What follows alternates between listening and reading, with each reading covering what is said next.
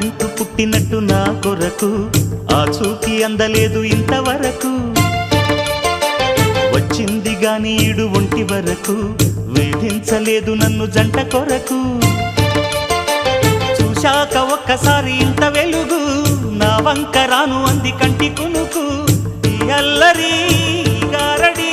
నీ లీల అనుకోనా నీ పేరు ప్రేమ అవునా ఇవాళే నిన్ను పోల్చుకుందా